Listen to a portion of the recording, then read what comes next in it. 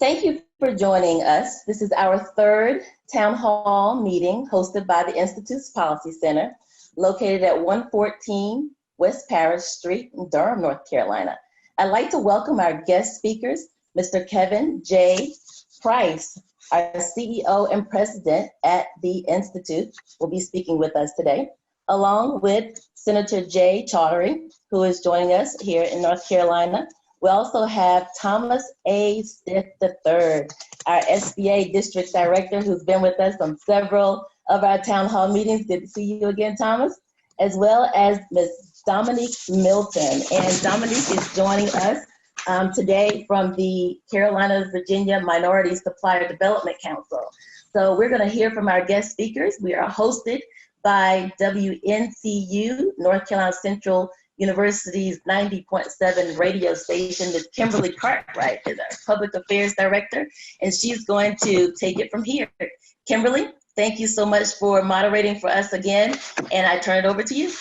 You're so very welcome, Talitha, and welcome all of you who are listening, and hopefully at the end of the presentation will participate in our question and answer segment. Today's town hall will be about conversations being conducted with business owners on what's happening in the state, on the federal level, and on the local level as well, toward funding and opportunity for diverse business owners. Our first presenter today is Kevin J. Price, President and CEO of the North Carolina Institute of Minority Economic Development. Mr. Price, he will update us about the Institute and tell us how it will serve the business community, results of the third survey, the impact of COVID-19 on small businesses in North Carolina, and funding available for businesses from the Institute. Hello and welcome, Mr. Price. Good morning, Kimberly, and thank you for, again, being a valued partner of the Institute. And also, I'd like to just thank all of the presenters today, my esteemed colleagues. It's good to see all of you and share some nuggets of wisdom this morning with those who are participating with us on this Zoom call. So I thank you all for being here, and particularly to our presenters this morning. And I am looking for my presentation, and then I will share it with you all. But what I will say in the interim while I pull it up is that really this is our third town hall session. And just to back up and level set a little bit, we started on this journey back in March. I started with the Institute on March the 9th, if you can imagine. I had 1 week and this person named Corona showed up and just completely turned our world upside down. And so like many of you, we had to re-strategize around our business plan and how we would conduct business, because it was still important that we provide resources and services to minority communities.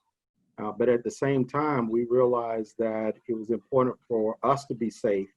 So I sent everyone home and we started working virtually. And so doing this in a virtual environment has been quite interesting, to say the least, as we figure out how to use Zoom and be as productive as possible in this process, and effective as well. And I will also share with you that because we went virtual, it was really important for us to then start to understand what was happening with diverse companies across the state. And so this forum, this town hall forum, really gives us an opportunity to do that and share some of the insights we've gained as a result of that. We knew going into this that some diverse companies have been challenged, have been stressed, and it was important for us to figure out exactly what was happening so we could provide intelligence to those who were policymakers, as well as key stakeholders throughout the community, corporations, foundations, and others, who wanted to help but didn't know exactly what to do. So this forum gave us an opportunity to do that. So hopefully you all can see my screen now, and I will share a few things that we've done to respond. So I'll first start by saying it was important for us that we have more bells and whistles that we add to our arsenal to help. So one of the things we did back in June that you all may not be aware of is we merged with the North Carolina Community Development Initiative, which is a community development financial institution. And what that did was expand our footprint, our reach and influence and resources. So we can now provide not only the technical assistance that you all are used to seeing from the Women's Business Centers and the Small Business Transportation Resource Center, but now we have the ability to actually make equity and loan investments, whether it's in affordable housing or it's with small diverse businesses. So this is very important to us that we fill out that way. At the same time, because I like challenges, we undertook a strategic planning process to just figure out what we look like as an organization. And this is the entire staff and the board were engaged in this process, but this is what we look like today. So we have 3 lines of business that all of our programs that you see there on the right are aligned under one of those lines of business, which really streamlines our process and allows us to collaborate more effectively with one another and with stakeholders in the community. So I'm really excited about this new direction and the strategic plan we'll be using the next 5 years. But what that did was that led us to why we're having these town hall meetings, why it was important for us to do these surveys. We knew that diverse companies were being impacted. We just didn't know how. And so we engaged some of our stakeholder partners who are on the call today to really talk about what's happening on the ground so we could provide that information. So this is our 3rd town hall. We wanted to understand the impact, educate the community, identify resources that were out there, and then make recommendations that will be tangible and meaningful to help support diverse businesses. And we've noticed this worked. So if you all have noticed the last 2 surveys we've conducted, the governor's office has been reading those. We've noticed some responses in his executive orders as a result of those recommendations. So we know it's having an impact in the community, and I'll talk a little bit more about that later. So some of the results of the survey. Still, we are seeing that most of those who are responding are sole proprietors. 94% of them have less than 10 employees, which is up from what we saw before. I think it was closer to 88% before. So we're seeing larger companies respond to our survey. We're still being very consistent in terms of the longevity of those companies who are responding. Over 50% have been in business longer than 5 years. Now, why is that important? It's important because we're not talking about startup companies here. We're talking about established businesses within our communities that are providing jobs and are adding to the economy in communities across the state. So this is very important that we save these jobs, we save these businesses who are adding to our economy, whether it's through sales tax or it's providing benefits to employees. So when they need healthcare services, they have the ability to pay for those services, or just buying simple things they need to live versus becoming a part of the system and needing to rely on public assistance. 88% have experienced some loss in revenue. That's been pretty consistent, and it's increased from what we saw in previous surveys. Another 80% are still operational. So I'm aspirational and optimistic about that number, that the majority of those companies are still operating today, but they're rethinking their business model. And that's evident by 66% of them have not laid off anyone. So people are trying to hold on to these jobs and at the same time not lay people off, but they've got to retool the business in order to do that. And so what I'm hearing from a lot of diverse suppliers is we're rethinking our business model and we're streamlining, we're cutting costs where we can. Some of us, you'll see, have received some PPP down in the bottom right corner there, or EIDL money, and they are using those funds. But let me share with you the timeline. And Thomas, I hope I'm not stealing a little of your thunder, but I had the privilege of going before Thomas, and this is a big deal for me because the last two, he went before me. So I'm real excited about this. And so if you look at the timeline, companies received SBA funding back in April, May timeframe. That covered 3 months of operating expenses roughly. That took them into the summer. We're in September now. And so when I've talked with my mortgage banker friends, what they're telling me is, Kevin, we're seeing refinances of homes that are going through the roof right now as people pull equity out of their houses. Many small business owners are doing that to survive. The next thing that I would expect to see is we'll see credit card expenses rise as people have expended now that home equity loan money that they received, and now they got to figure out another source of funding, and that'll be credit cards if they're not already using it. So we roughly have until late fall, somewhere around December, before people have exhausted all of their financial resources. That's just how critical this is. We have a few months, and it's really going to get serious.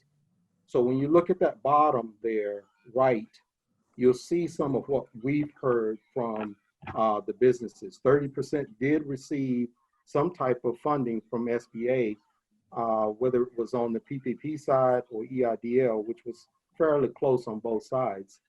On the top right, you see the industries that are represented, which has been also pretty consistent with previous surveys, which, with one exception, the consulting piece has increased a little bit more. And that's typical. We generally, with diverse companies, tend to be in more service-related types of industries where there's a low cost of entry versus those that are dealing with bricks and mortar, where it's a lot more expensive to break into that industry. And so what does the new data tell us from the third survey? Well, first of all, I think the overwhelming response that I'm hearing from a lot of diverse businesses is distrust. There's a tremendous amount of distrust in the community right now, not knowing really what's going to happen with any sorts of funding, whether it's grant money or it's loan money, whether it's local, state, or federal. Is pretty consistent in terms of the distrust of just what does this mean in terms of the impact, the strains that come along with it, and whether I will have the ability to pay this money back. And so what if I do go out of business? Am I still on the hook to repay this money? And because of that, it's making people a lot less optimistic about going after those funds. And you see there, 43% have not even applied for grant funds at all. That's significant to me. And of those who did apply, 70% didn't receive anything. That further fuels the distrust. So for a small business to take time away from their business to fill out a bunch of paperwork and come up empty-handed, that's a big deal. And so a lot of what we got to now focus on for those who do have funding resources is how do we streamline the process so it's easier for companies to receive funding without spending a lot of time away from their business. But remember earlier, I told you all that they are retooling their business. They're trying to hold on to employees, and which means that now they've got to do more with less. So we got to help them with that. 58% have not applied for any loan funds at all. So what we've heard in the media is how many didn't receive funds, but we haven't talked a lot about who didn't even apply in the first place. And that's a significant number. So combine those two, there's a huge chunk of the market that hasn't applied for anything. And I think it goes right back to distrust. So some diverse businesses are starting to shift their models, like I've mentioned to you. And there's another misnomer out there that everyone is in trouble. And I'll suggest to you that I'm hearing from a growing group of diverse small businesses that have done quite well during this pandemic. And a lot of that has to do with the community's response to them. So I think one of the things we can do as a greater, larger community is continue to express the message that we've got to support all types of diverse businesses within our local communities, especially those of color, because we know minority businesses tend to start undercapitalized, well undercapitalized.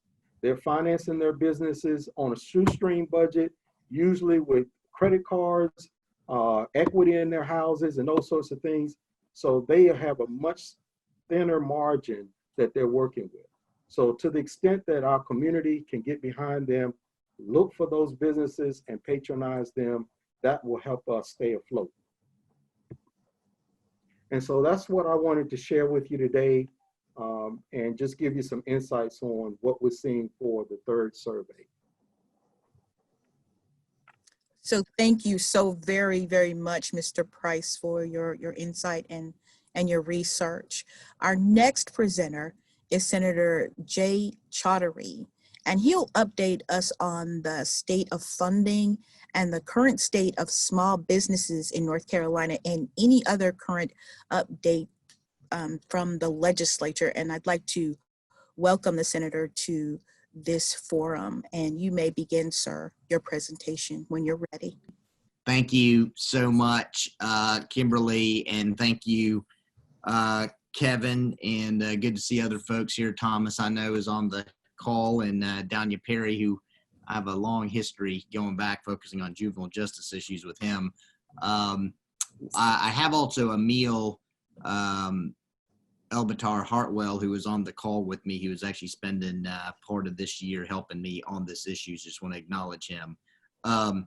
Let me, I may not take up all of the 10 minutes, but just a few things I want to talk about.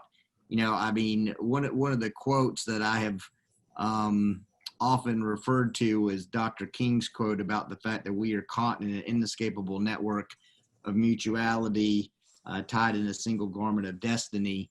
And then he goes on to say that whatever affects one directly affects all of us directly. And I think that is more true than ever, given the racial disparities that we are seeing from a public health issue, from the racial disparities we are seeing from an educational perspective, for the racial disparities that we are seeing with criminal justice reform, and then also what we are seeing at the economic level too.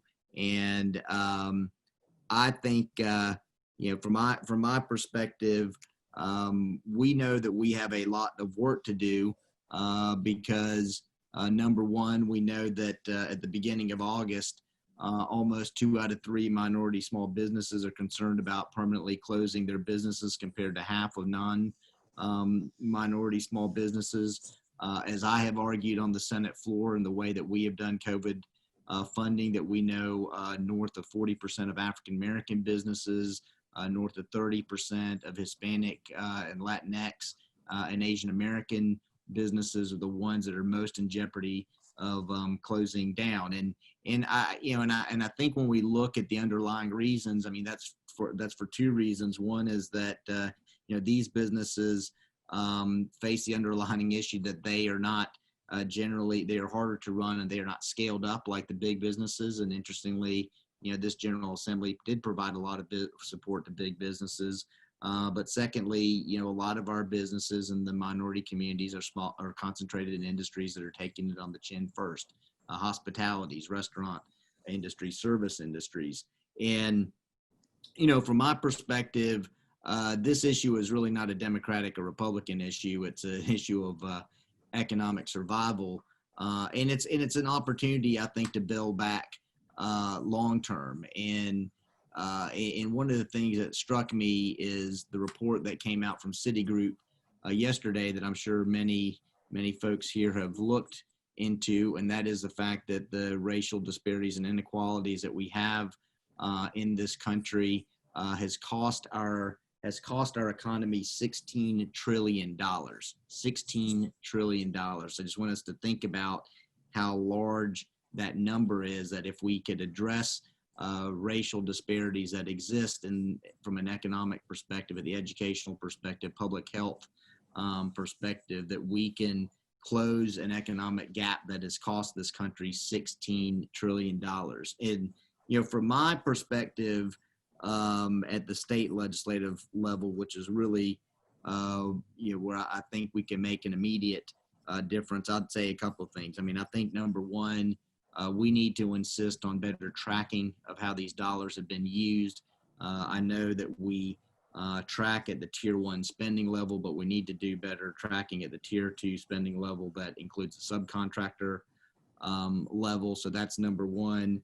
Number two, really based on my conversations with you, Kevin, I think there was a real concern about all the money being concentrated with the Golden Leaf Fund and not having other lending institutions like CDFI be involved in dispersing the money, because we know we now have evidence that they did not disperse all the money that was given to them in the General Assembly. And frankly, I think we should have done more, but I would love to hear additional feedback from this group. And then, lastly, I would say the continued importance of technical assistance, because we know now from lessons learned with the PPP funds, it was really those that had pre-existing relationships with banks were the ones that most likely got a PPP loan. And look, that issue was fraught with legal challenges, I think, but I think it also reflects the fact that we didn't think through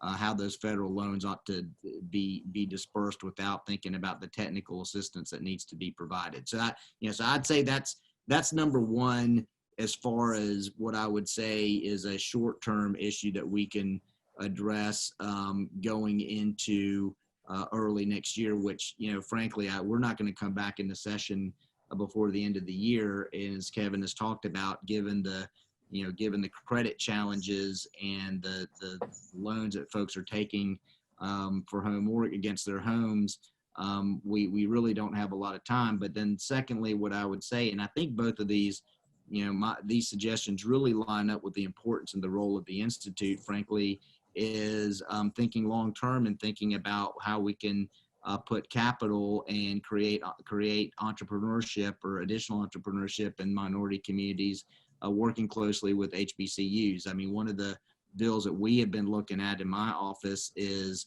some of the work that Senator Cardin and Cory Booker have done. I think the federal bills that look at both trying to remedy the way the PPP loans have been dispersed, as well as putting capital into minority communities so they can build back from COVID-19, is something that we ought to be doing at the state level too.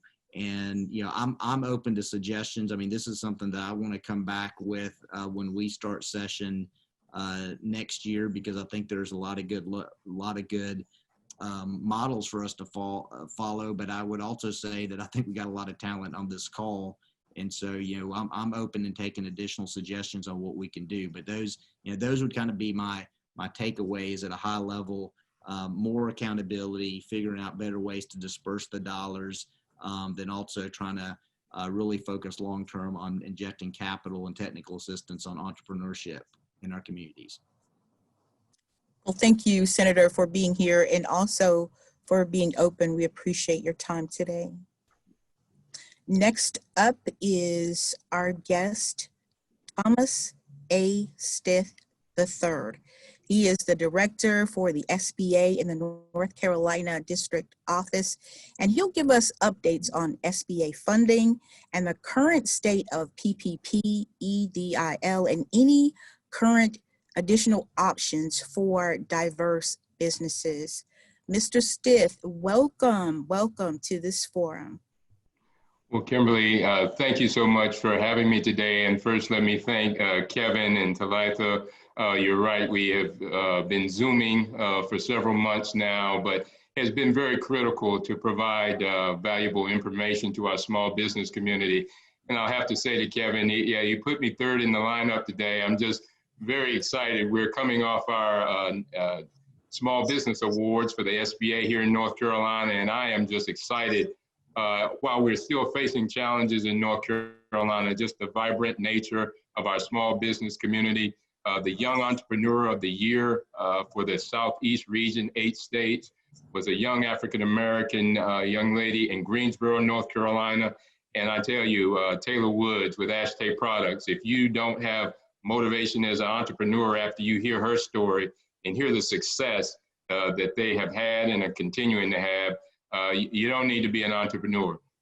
So it's an outstanding story, and look forward today to talking about a few things that SBA has done during the course of this pandemic, but more importantly, how we will stay engaged with small businesses as we begin reopening our economy and rebuilding a very strong North Carolina small business community. So I will, as Kevin did, try to maneuver the share screen and just go through a few slides today to show where we are. And just as a check, Kimberly, do you see topics of discussion? I do, sir. Okay, great.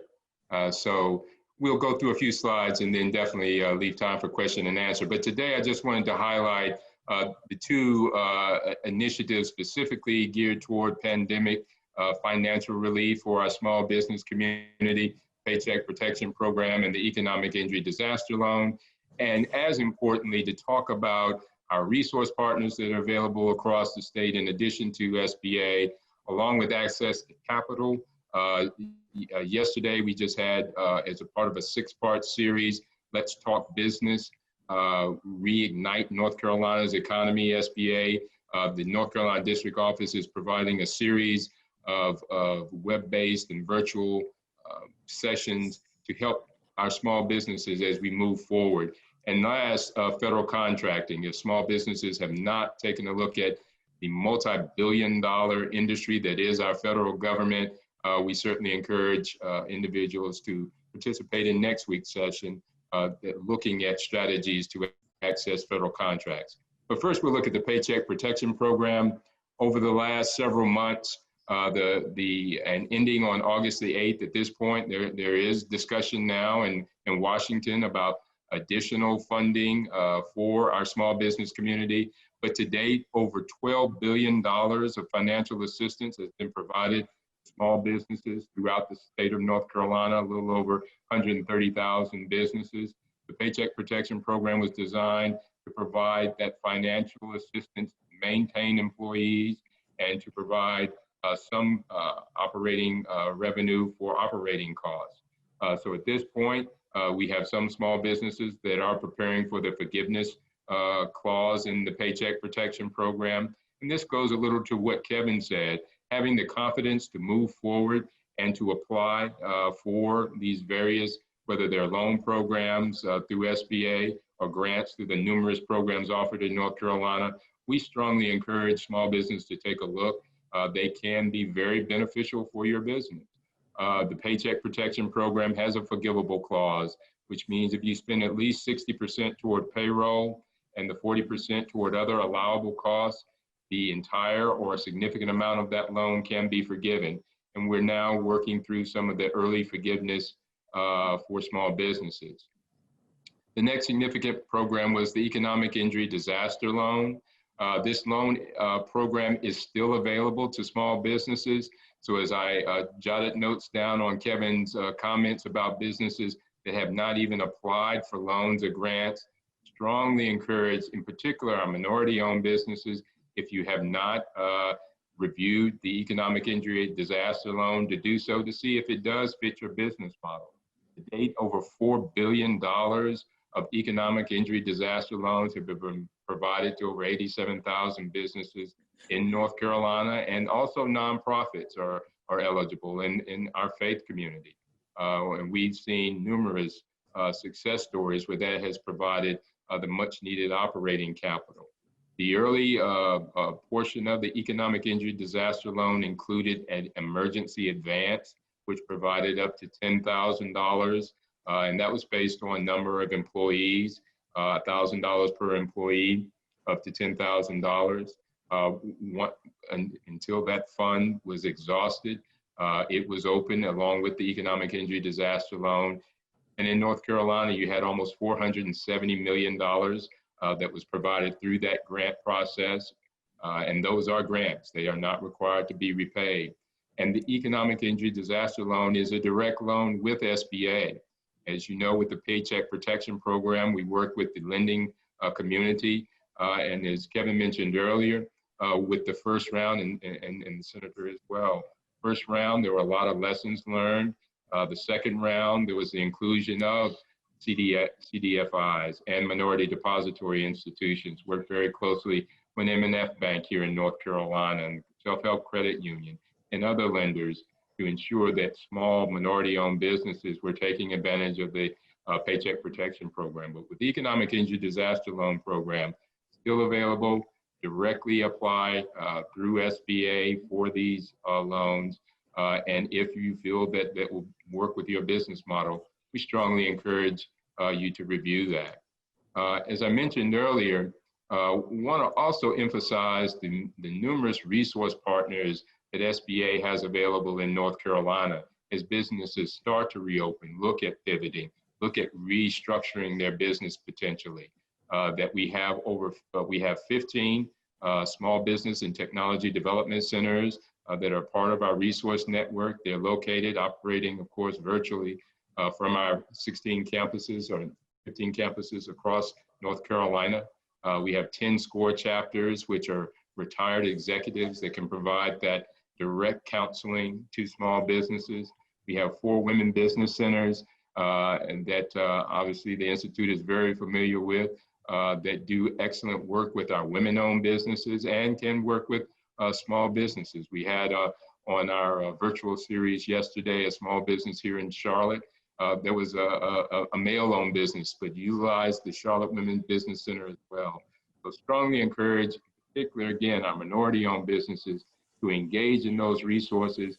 And these are free resources. The SBTDC, the Women's Business Center, SCORE, and also our Veterans Business Center. And I would just like to congratulate Tamara Bryan. Again, she won the National Veterans Business Outreach Center Award today.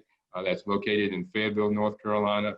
And they're working with our military and veterans as they transition into their entrepreneurial venture. And as you can see, our office located in Charlotte, but we also have presence in Raleigh, in Wilmington, and Asheville, along with our various resource partners throughout North Carolina. Access to capital clearly is the lifeblood of small businesses.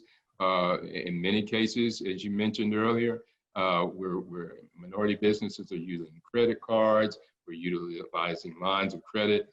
We strongly suggest also taking a look at available SBA programs. Our 7A program and our 504 are our historical programs outside of the PPP that we work with our lending institutions with, and also our Express loan. The next slide will show you just the significant results here in North Carolina that we've had with our 7A, over almost $630 million for 7A loans in last fiscal year, 57 million 504, and a little over $20 million for the Express loan. So again, there are opportunities with the SBA outside of PPP and the EIDL program for loans. I would mention that our access to capital also includes Lender Match, and the website sba.gov/Lender Match. This is an online tool that allows small businesses to actually submit loan requests, and a pool of lenders will review that request, and if meeting their criteria for loans, will contact the small business. So this is just another vehicle that can be utilized to ensure that small businesses, in particular our minority-owned businesses, have access to various lenders for capital. And finally, looking at federal contracting. As I mentioned earlier, the federal government is the largest market in the world. During our last fiscal year, over $2 billion of contracts, federal contracts, were provided to North Carolina small businesses. So if your business has not looked at the federal government as a potential market, strongly encourage you to do so. There are 4 initiatives within the small business program. The federal government has a 23% goal for contracts and purchases from small businesses. Within that, we have our 8A program, which was designed for disadvantaged businesses, hub zones, which are geographic areas that if you locate within these typically economically challenged areas, there are federal contracting benefits for that. And of course, our women-owned small business program and our service disabled program focused on our veterans. This is just brief information about our North Carolina district office, located here in Charlotte is our main office. You can reach us by sba.gov/NC, sba.gov/NC. But again, want to encourage our small business community, our minority business community, and women-owned in particular, to look at the resources offered through SBA and our resource partners as you move forward as we reopen our economy. So again, want to thank you, Kimberly, for opportunity to speak today. Thanks to the Institute for their leadership and vision in providing these forums for our small businesses here in North Carolina. And we thank you very much, Mr. Stith, for your update during this very difficult time for businesses. And then next up as a presenter, we have Ms. Dominique Milton.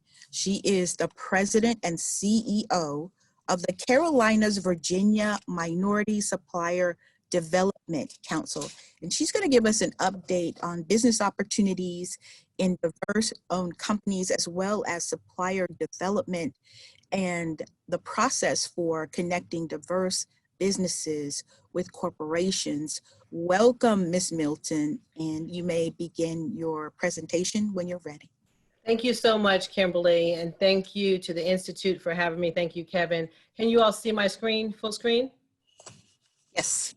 Technology is in our favor. So I will admit, late last night, I had to make some changes to our slides, realizing that I was going to take the baton to finish the race, and also realizing that there's still some myths out there about what businesses are available to put into supply chain. You know, we've heard over the years people saying, oh, I just can't find that business, right?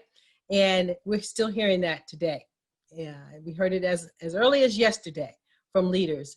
And so I wanted to dispel some of those myths. So as I go through, I'm going to share with you how our organization and organizations like the Institute and the Women's Business Center can help as an advocacy organization. So if I can get my slides to move. Okay, good.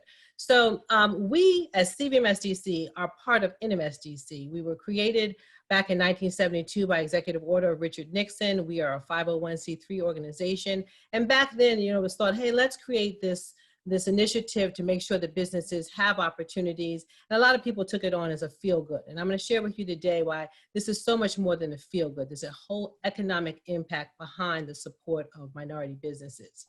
Again, we're an affiliate of NMSDC. We have over 23 regional offices across the United States. I cover North Carolina, South Carolina, and Virginia.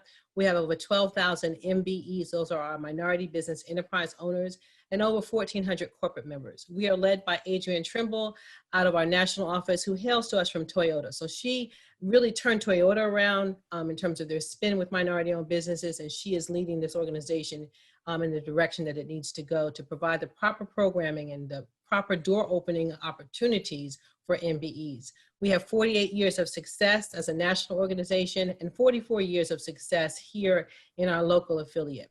I always like to share with our audience what our actual mission is, because there's so many people out there who just do not understand.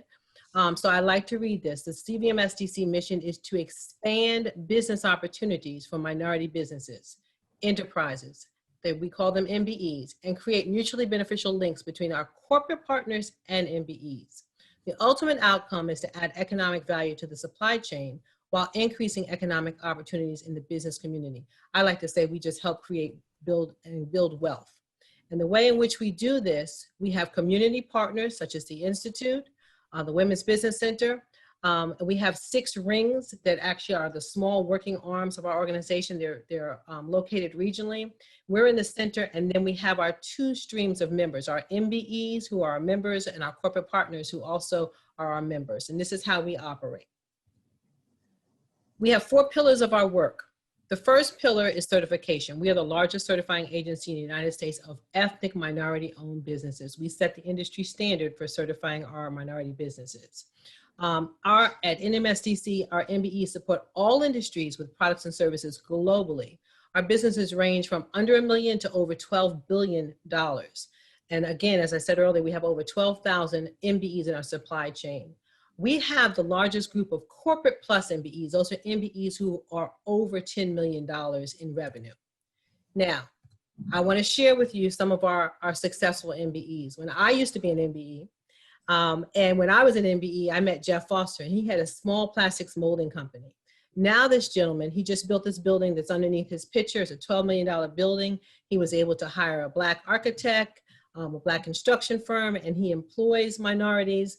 But now every car that rolls off of the assembly line at BMW has one of his plastic molding parts in it. And we have seen through this pandemic where our MBEs have had to pivot. Jeff is a great example of an MBE who has had to pivot. He took his plastics molding company and started making face shields for corporations. So a great example here. Next, we have Glenn Gonzalez with Jedit. Jedit came to us and they were under $10 million. And during this pandemic, they have raised their revenue 300%. This is a private jet company. So we're going from plastics to jets. And now we have my favorite, Janice Bryant Howard.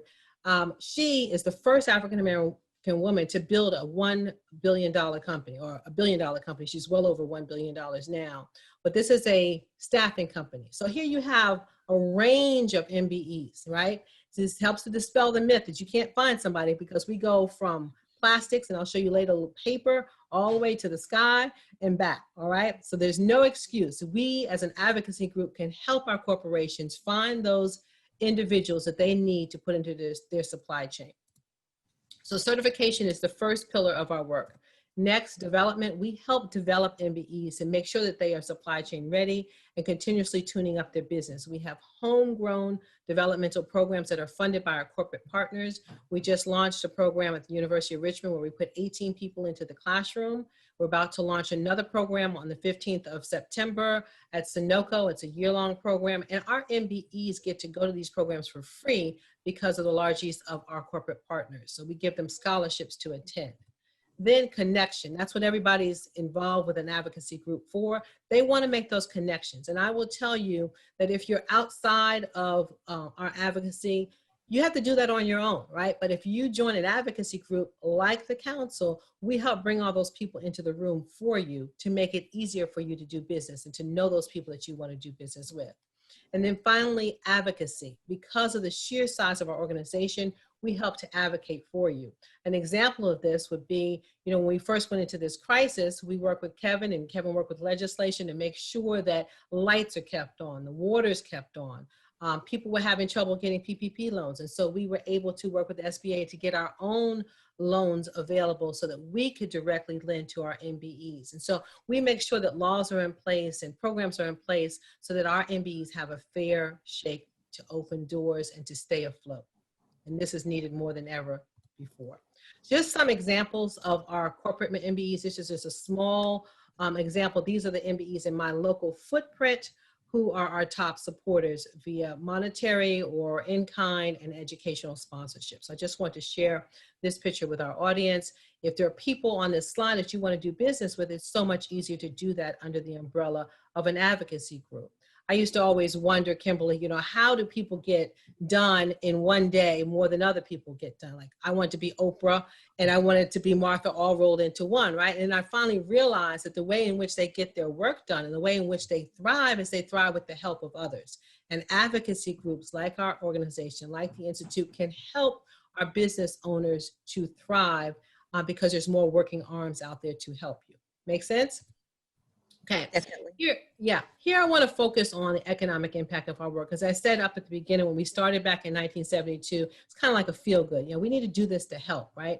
but it's not a feel good. There's an economic impact behind our work. When you give a contract to a minority business owner, there's a trickle down effect. It's real economics. So you purchase from an MBE, there's a direct impact, there's a supply chain impact, and there's a community impact. It's huge, right? So now you are empowering them to be self-sufficient. And I like to say, instead of just giving a person a fish to eat for a day, I like to take it even further than teaching them to fish. We want to open doors so that our fishermen and fisherwomen can create fish processing plants, right? Packaging plants. We want to take it to a whole nother level. It's not just enough to teach me to fish, right? I need to be able to open these businesses so that I can then change my community and employ other people. And that's what we help to do, okay? So let's look at the raw numbers. Over $1.26 trillion in sales were reported from MBEs nationwide. In just our organization, we had $214 billion in sales last year, which was the most ever. I need to move these pictures around here, okay? So that equates to $401 billion in economic production. You can see the incomes that are supported there. $96 billion in income supported, $1.6 million in jobs. And of those jobs, 500,000 of them are at MBE-owned organizations. That's huge. So then we looked at those numbers and we broke them down into our footprint, because the numbers I just shared were nationally. So I want to see what's happening in North Carolina, South Carolina, and Virginia combined. And our economic production is $19.3 billion, $2.9 billion in income supported, 57,000 jobs. And again, 30,000 of those jobs are at MBE location. And then you have the whole tax structure there with $290 million in taxes. So you can't, sniff at these numbers, right? They're real numbers. And this is what we are impacting when you employ an MBE. And this is my favorite slide. For every dollar, if you're a corporate partner, for every dollar that you invest in hiring an MBE to do a job for you, we return $1.72 back into the environment. That's jobs, incomes, community development, and taxes. That's impactful. Okay. So here's another success story. I know this couple personally. I met them when they were flipping burgers at the community fairs in Charleston. They were selling their sauce by flipping burgers in the park. They bring their whole family, pack them up, and go down to the community fair for the day and sell burgers. Now they have national distribution with Lowe's. They just sold out on Deals and Steals. They sold out on a couple of different TV shows, and they have Walmart distribution, a couple of grocery stores. They're huge, all right? So I watched them grow from just the backyard in their kitchen to national distribution millionaires, okay? And this is what can happen when you have advocacy groups behind you to help you, again, those arms to envelop you and to help give you extra contacts to market your services and products. And the video will be there for you in the future. Another example I want to share is South Coast Paper. These two gentlemen are the owners of South Coast Paper. Any paper that you find in Staples, Office Depot, but that's their paper. Those are their reams of paper, right? So they are making corrugated boxes. They're making reams of paper, huge. And then they turned around and they bought a bank, Optus Bank in South Carolina, right? So we have banking resources available. Optus Bank, M&F Bank, SBA has loans available, the Business Consortium Fund from CVMSDC. There's funding available, and we help you as an advocacy group to get to them. But, again, back to people thinking we're not out there. Here's two gentlemen who run a paper processing company, right? And then branch out into owning a bank. And so I just want to bring everybody's attention to the fact that the resources are there. You just need to tap into advocacy groups like ours to be able to help you connect with them. And then, I will add this other point that relationship banking is very, very critical here. As I think Thomas mentioned, and the senator, a lot of people didn't get their loans because they didn't have relationships with their banks, but there's smaller banks that are out there for you to have relationships with. You should have a relationship with your banker just like you have with your barber or your hairdresser, right? You should be able to pick them up, make that phone call and say, hey, we need to have a chat. And so there are banks out there that are willing and ready to talk to you. There are organizations that will help you to facilitate those relationships. So types of certifications. There are government certifications. Thomas touched on some of this. You have SWAM, DBE, Hub. When I was in MBE, we had every certification that we can get, woman-owned, 8A certified, you name it, we had every certification because certifications help. They help the corporations to be able to check the box and say, yes, we did do business with them. They help us to prove who you say you are. And they help with all the different pillars that I shared with you earlier, the developmental pillar, the connection pillar. So please take advantage of the advocacy groups that are out there for you. There's a difference between government agencies that are usually free and private. WeBank is based on gender, and that's for women businesses. Ours is based on ethnicity, so you have to be an ethnic minority to engage with us. And just as a little side note there, our corporate partners, we say corporate partner, but that means government agencies, educational institutions, and nonprofits as well, that you might want to do business with. So when you join an organization like ours or WeBank, we help connect you with these corporate partners, okay? To be considered an ethnic minority, you need to be 51% ethnic minority, Asian Indian, Asian Pacific, Black, Hispanic, Native American, and you need to own and operate your business, not just be, on paper as a front, but you need to own and operate that business. You must be a U.S. citizen, and it needs to be a for-profit business.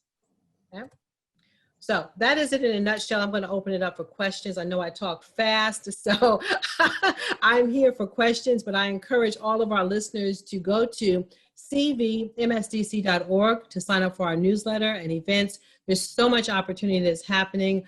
Just a few weeks ago, we published an opportunity with Bank of America to get up to $10,000 in scholarships. And that was in our newsletter. And if you were reading our newsletter, you were able to tune in. And I had one MBE reach out to me just last week and say, I was able to get that money, get that scholarship, and now go back to school at UNC. So, it's powerful when you utilize the resources that are out there for you. We have an event that is coming up at the end of the year, December 2nd and 3rd, where we will have developmental opportunities for you. If you're a member, you can do matchmaking. It's called Reemerge, and I encourage you at the beginning of October to sign up for that. I also want to put a plug in that we are actively trying to educate college students about entrepreneurship as a career option. So we have a whole free segment for our college students to join us during our Reemerge event, totally free. They can join us for 2 hours and learn from our very experienced MBEs on how they can look at entrepreneurship as a career option. So again, Kevin, I thank you for the platform. Thank you to our shared guests, and thank you, Kimberly, for the time. You're welcome, and thank you, Ms. Milton.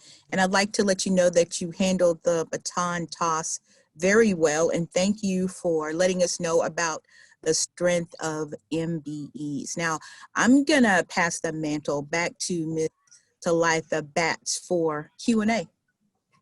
Thank you so much, Kimberly. And thank you to all of our speakers. This was phenomenal panel, tons of information. I know business owners everywhere are thankful for all of this information today. We don't have any questions that are in the chat box at the moment. If there's anyone that wants to take themselves off of mute and ask a question directly to our guest panel, please do so at this time. If not, then we will definitely, we've had a couple of interesting feedback on every panel. We're asking each of you to kind of give us a website or email or something of that nature, letting us know where we can download your presentations. We always get that information back after the fact from our listeners. So if you guest speakers, if you wanted to just kind of take a moment and let us know as we are preparing to sign off, where we can find your presentations on your websites or otherwise. Like this is Thomas. The SBA North Carolina District website is sba.gov/NC. sba.gov/NC. And so there's numerous data points there to on various programs ranging from access to capital to our resource partners and also federal contracting strategies around federal contracting. So encourage folks to go to sba.gov/NC. Thank you so much, Thomas. Is there anyone else that can share with us where we might find your presentation after this call? So if you go to www.cvmsdc.org, I'll have our presentation there, but I'll also send it to you if you want to share it with our listeners. Absolutely. And also just to keep in mind, this will be a playback that will be sent out in our Policy Center newsletter, as well as available on the institutenc.org website, which is the Institute's website address, as well as played back on WNCU 90.7 radio station. So we're going to have some time slots that it's going to be played back on the radio station as well. So you're going to have tons of opportunities to listen to this, to share it with others, as well as to listen to the playback. We also have as a final end of year kickoff of our North Carolina end of the year conference. It's called the State of Minority North Carolina, that the Policy Centers is going to kick off. It's December the 10th, that's Thursday, December the 10th, from 10 to 12. It will be a 2-hour conference, and we're going to be working with our subject matter experts, our President and CEO, Kevin Price, as well as many others. And we're going to talk about all of that's been going on through this whole year with COVID and our civil unrest and all of the other things, and where we are and where we're going into 2021. So please take the time to look out for that. We'll have information on the Policy Center's website, as well as social media for the Institute on our end of the year conference. So please make some time to join us for that. It's going to be amazing. Kevin, I'm going to turn it over to you. Would you like to sign off for us with some final words for our platform? Well, first, let me just thank you, because you provided great leadership to this, and I appreciate you pulling this together. You and Kimberly always knock it out of the park. So I really appreciate both of you for your leadership in the space and what you're doing for the Institute and for the greater community. You're representing Central very well, Kimberly, so thank you for the partnership. You're very welcome. Thank you. That's why you were last. I knew you were gonna knock it out of the park. So Thomas and Senator Chaudhary and we all had to get out of the way so you could bring it all home. So thank you for that. Senator Chaudhary, I appreciate you. You know that the work that you're doing, the heart that you've got in this space. So any way we can be a resource to you as you think through policy decisions that you're working through through the General Assembly, we're happy to provide that assistance to you. And Thomas, thank you for being here and for what you do. You know I joke with you, and I appreciate the work you're doing, providing that voice from the SBA's perspective and making sure we get resources to diverse companies throughout the state. So thank you for your leadership there. To all of our participants, this has been a journey for us this year. We've all survived. And I think it's now time for us to think about thriving again. We will get past this pandemic. We'll get past the downturn in the economy. But we now have to think, what does that look like post-COVID? And so what we will do in December, to Litha's point, is start to lay the groundwork for that. Understanding what happened to us, but also looking forward to the future. And so we're bringing back the Executive Networking Conference next year, August 5th through the 8th, to take a deeper dive into that and explore just what it means to be post and to thrive again. So I look forward to seeing all of you December the 10th as we talk through those issues as our teaser to August the 5th through the 8th of next year. So thank you for participating, and I hope you will have a great remainder of the year and continued success in your business. All right, thank you. Thank you. You all today, much appreciated. Thank you. Thank you. Thank you. And I'd like to thank the Institute for Minority Economic Development for making this presentation possible. Thank you to the staff and management of WNCU 90.7 FM. Everyone stay safe, and we'll see you next time. All right, thank you. Thank you. Thanks, everyone. Thank you.